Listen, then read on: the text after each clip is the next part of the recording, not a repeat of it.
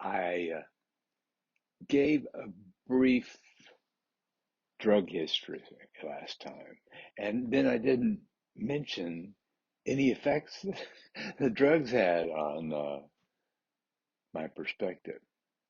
So I'll give you one example that I demonstrate.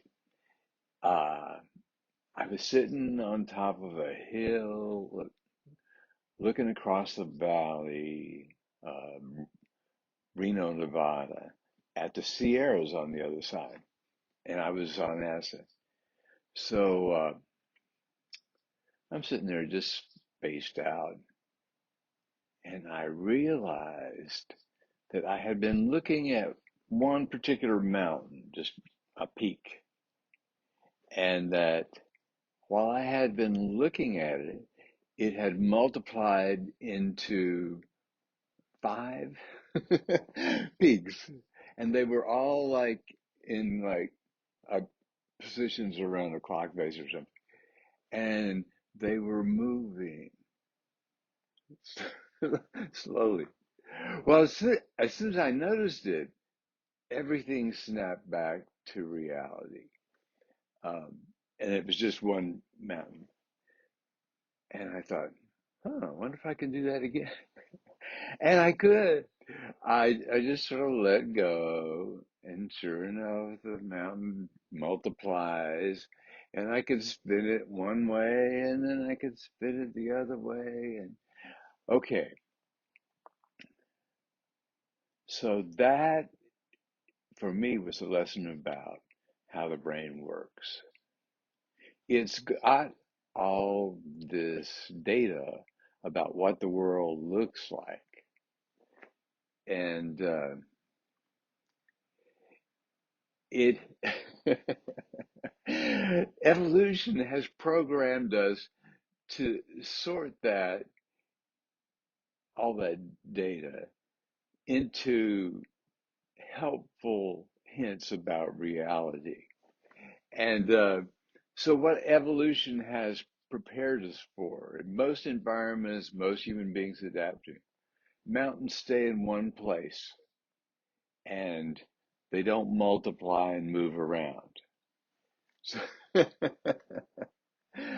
so this is a different way of of looking at mountains, but it's a capability that your brain has with all this data if you give it license to turn off the practical real reality versions of reality, it can make the world look like anything you want. it's it's got all the data. I mean, everything you've ever experienced is just produced by neurons in your brain. So all it takes to experience any fragment of that is for a particular set of neurons to light up, you know? So, so the lesson there is that if you're on drugs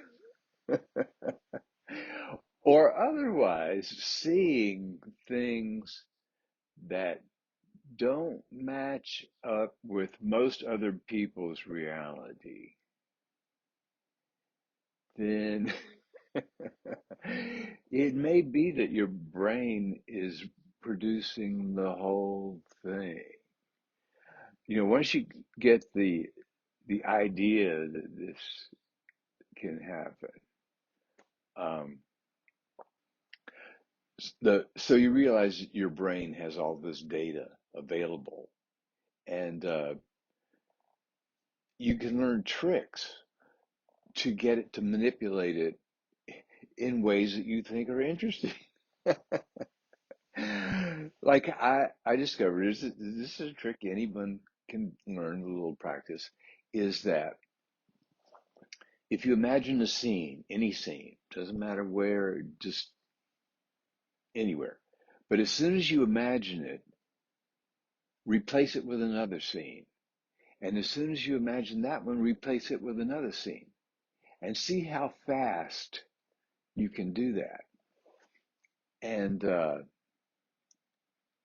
after a while, with practice, your brain will learn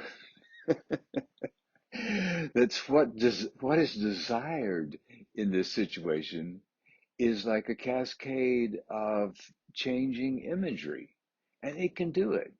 You know, you can just. It's easier if you're stoned out of your brain, but you can do it without drugs at all. It's with practice. Um,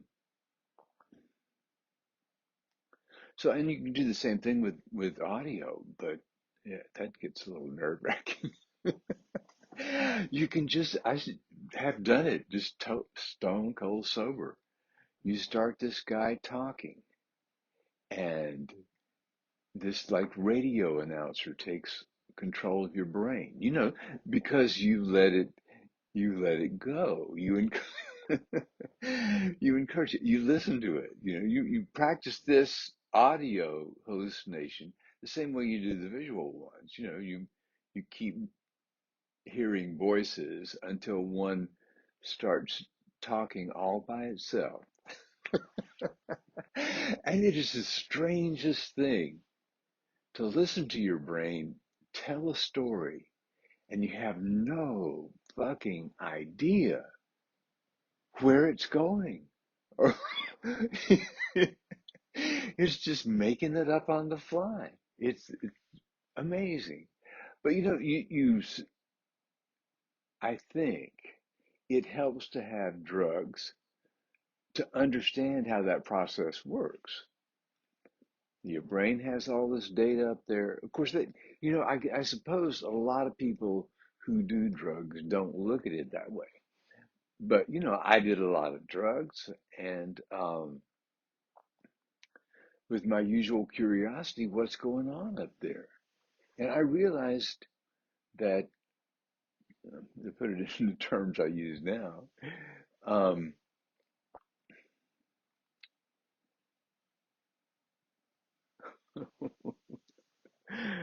there it goes again. Um,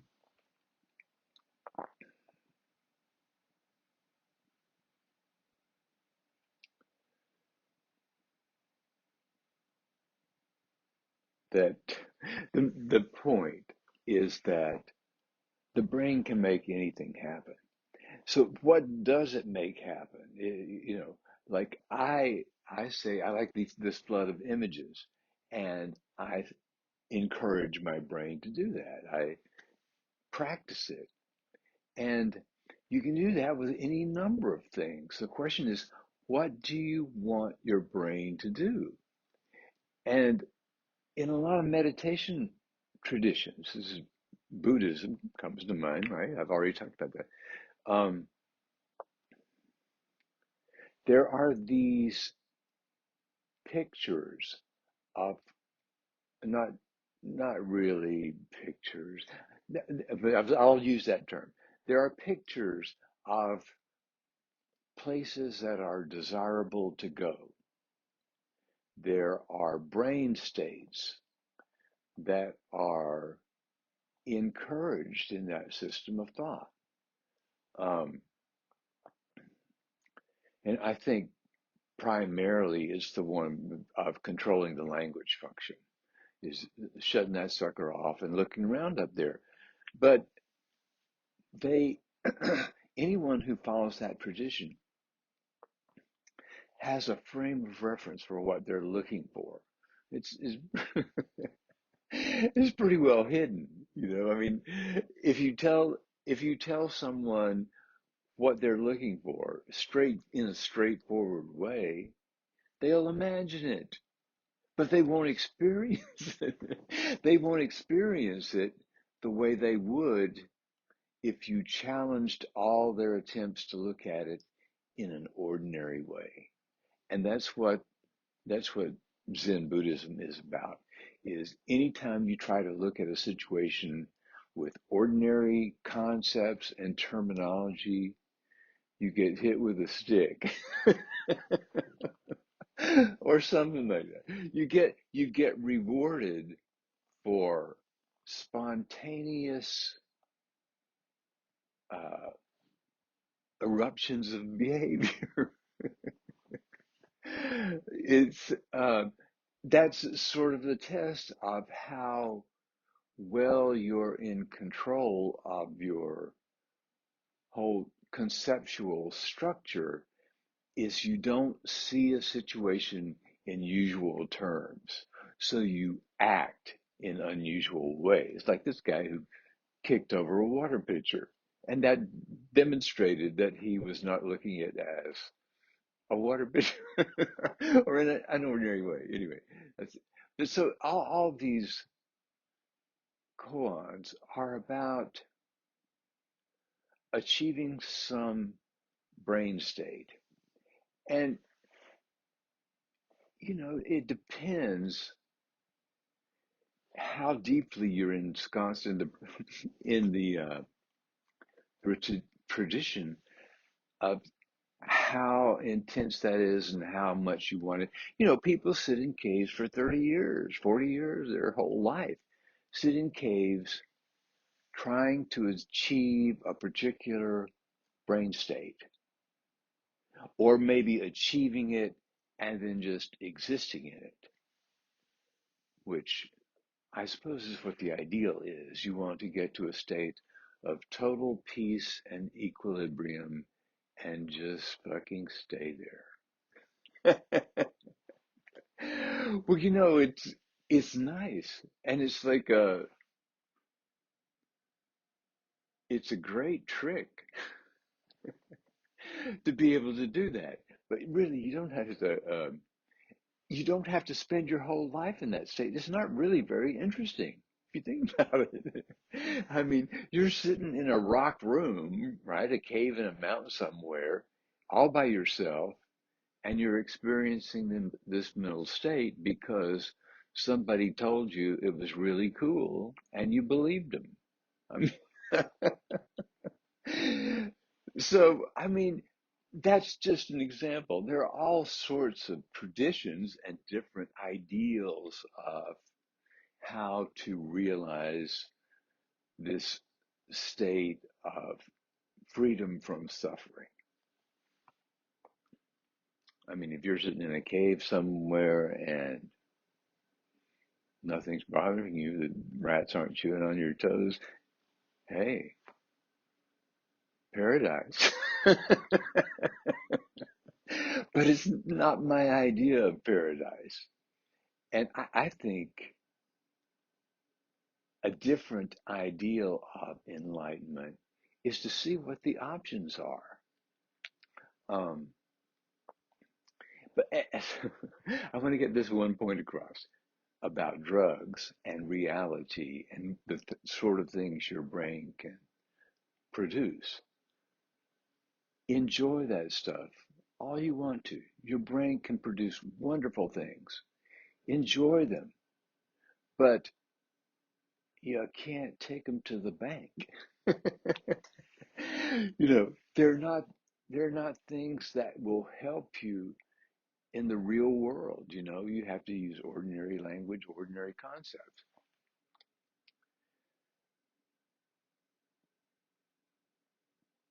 to function. But I had a point there that was so beautiful. I wanted to. I don't know if I can come back to it. Um, Something about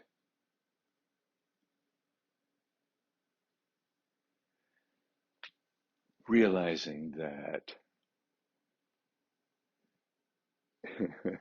imaginary things are wonderful for you to enjoy, but they don't give you guides to the real world.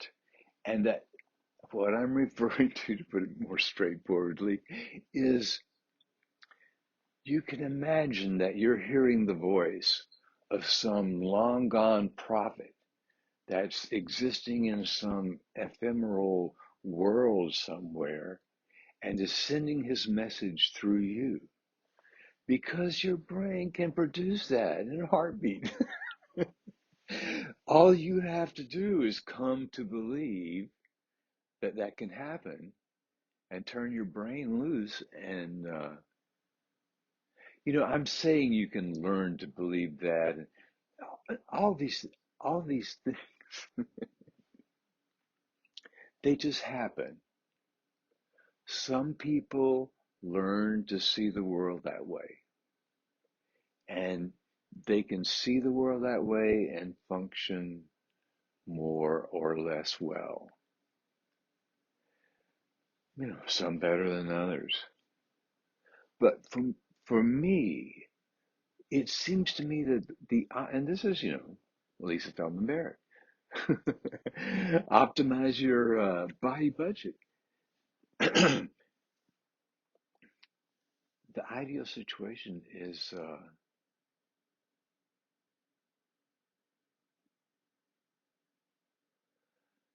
one where you enjoy things for what they are. And, that sounds sort of like you're being complacent all the time. But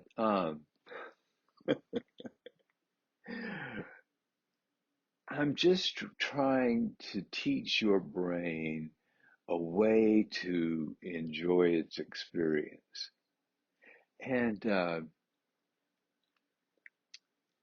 that's all any value system is somebody or some group of people had a really good story about what was fun or what was worthwhile or what would kill you if you didn't do it. Like gods and demons and devils and all this shit.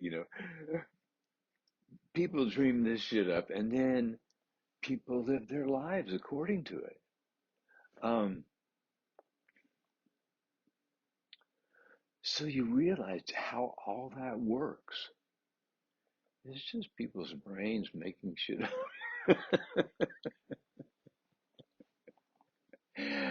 And which crazy thing you believe in is just a product of where you happen to be born, what group you happen to be born in, who your family is. What I'm doing is trying to give there are a few brains who've had lives that allow them to receive certain kinds of information, to understand certain kinds of information. You have to have read the right books, or you have to have had the right thoughts. You have to have been steered some way by your own life for any of this to make sense. Otherwise, it's just fucking gibberish, right? But if it makes sense to you, then it may give your brain a a tool to reorganize its view of reality in a way that allows you to improve your body budget, to get along easier in the world, to have fewer issues. um, how you do that individually depends on your what situation you're into. What can you adjust? I've been working on my situation my whole life, and it's wonderful where it is now. We'll see how long it lasts. Um, but I think that's the significant stuff I wanted to tell you that don't trust what your brain tells you unless you can verify it with a few other people. Like, that really is a statue of an elephant over there, not the real thing. So that's the reality that we live in, the agreed upon reality. So, you know, learn that and realize that the other kinds of realities that your brain can come up with are pretty fucking arbitrary. So take them with a grain of salt. If they make you feel good and they don't hurt other people, hey, believe any fucking thing you want to. If you want to get a job at the bank, you better understand the monetary system a little bit.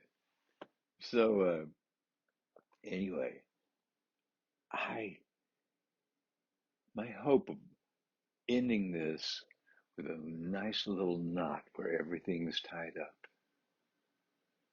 That hope does not exist. It's unrealizable at any point. So goodbye.